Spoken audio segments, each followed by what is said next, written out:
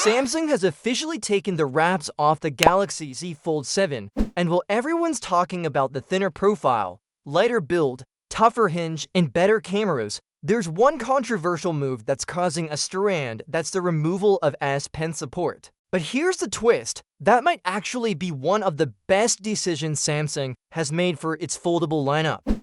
You heard that right, no S Pen on the Fold 7 is a win, not a loss.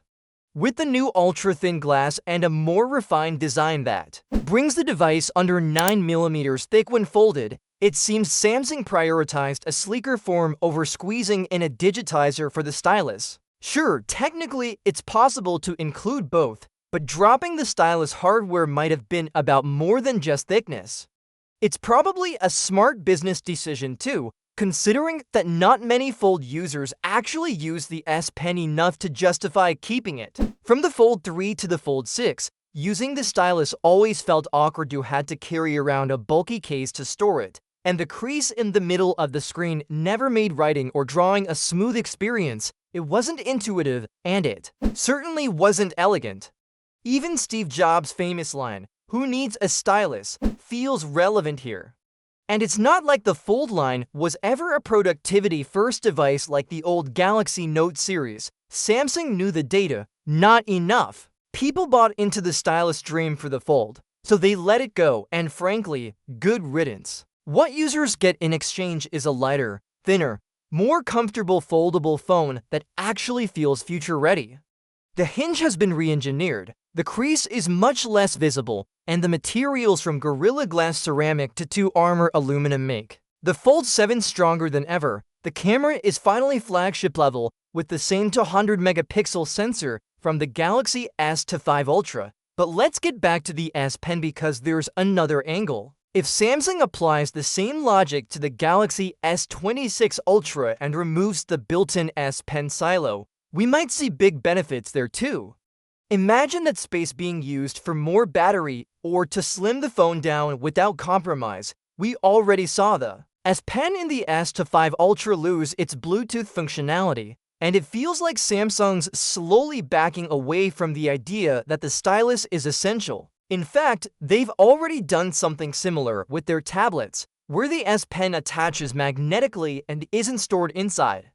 Maybe it's time for the Ultra series to follow suit. No built-in silo, but still support for those who want to use a stylus. That approach gives Samsung freedom to refine design and battery life, while still offering the S Pen as a productivity tool when needed.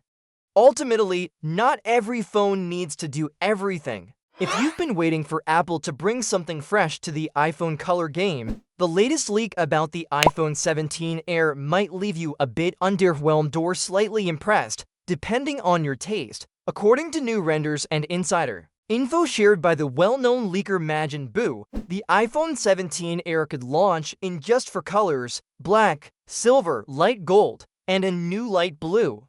Now, while black and silver are staples and not exactly jaw-dropping, the real highlight here is the light blue option, which Apple reportedly hasn't done before in this exact shade. It's being described as so subtle that it might look silver or even white in certain lighting, drawing comparisons to the sky blue of the MacBook Air M4. The leak also notes that this soft blue might become Apple's star color in marketing for the iPhone 17 Air, just like midnight green was for the iPhone 11 Pro and Sierra blue for the 13 Pro. The rest of the palette feels more subdued, with silver being bright and clear, light gold offering a warm but not too bold vibe, and black staying as understated as ever. That said, if this leak turns out to be true, and given Majin Buu's solid track record, it probably will. Apple could be accused of following in Samsung's footsteps a little too closely. You see, Samsung's Galaxy S26 Edge launched with its own trio of muted finishes: titanium jet black, titanium silver, and titanium icy blue. And people have pointed out how hard it is to even tell the silver from the icy blue in real life unless you're under perfect lighting. If Apple's new light blue suffers the same fate, fans might end up disappointed by how conservative these color choices are. What's interesting, though, is how Apple is splitting its color strategy across its lineup. While the Air model might get these soft, modern hues, The regular iPhone 17 is rumored to bring back boldness with brighter shades like a vivid purple, continuing the more playful approach we saw with the base iPhone 16 models. So, you're kind of left wondering, why is Apple playing it so safe with the iPhone 17 Air, especially when it's rumored to be the super slim, premium design-focused iPhone in the series? You'd think a phone that emphasizes sleek design would go bolder with color too. Still, some users may appreciate the toned-down aesthetic, especially those who prefer minimalist vibes over flashy finishes. And while the leak doesn't confirm whether these four colors will be the only options, it's not uncommon for Apple to release additional limited edition colors later in the product cycle. So who knows, maybe a product red or some spring color refresh could shake things up in 2026. But right now, it feels like Apple's aiming to please the same crowd that loved the MacBook Air's more mature tones rather than those looking for. What happens when two of the world's most powerful smartphones start heading in completely opposite directions?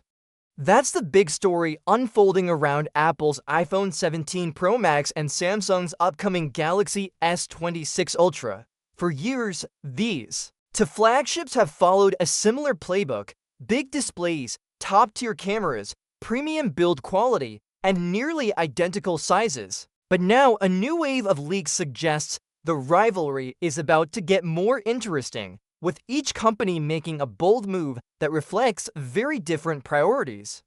According to early reports, Apple is going all in on making the iPhone 17 Pro Max thicker than before, up to 8.76mm thick. That's noticeably chunkier than the current iPhone 16 Pro Max, and much heavier too. Meanwhile, Samsung is going in the exact opposite direction. The Galaxy S26 Ultra is expected to drop into the 7mm range, shaving off size and becoming noticeably lighter than its predecessor. This shift highlights how differently the two companies are thinking about what users actually want in a high-end phone. Apple seems to be betting that people care more about battery life and thermal management than having an ultra-thin device. A thicker phone can make room for a larger battery and better cooling. Great news for people who do a lot of gaming, photo editing, or video recording. Samsung, however, is continuing its push towards sleeker, more elegant devices. Some insiders even suggest the Galaxy S26 Ultra might ditch the built-in S Pen digitizer, a defining feature of the Ultra series, just to save space and make the device slimmer. It's a risky move, but not out of character, especially since Samsung is already taking a similar approach with the upcoming Galaxy Z Fold 7. These decisions reflect two very different visions of what a premium smartphone should be. Apple is doubling down on practicality and entrance, while Samsung is focusing on aesthetics and portability. For people who are deciding between the two, the difference might be more noticeable than ever before, especially if you're switching from one brand to the other. Right now, the current flagships are almost identical in size. The iPhone 16 Pro Max and the Galaxy S25 Ultra both measure roughly 163mm in height, 77.6mm in width, and 8.3mm in thickness. The iPhone weighs 227 grams, while the Galaxy S25 Ultra is just a bit lighter at 218 grams.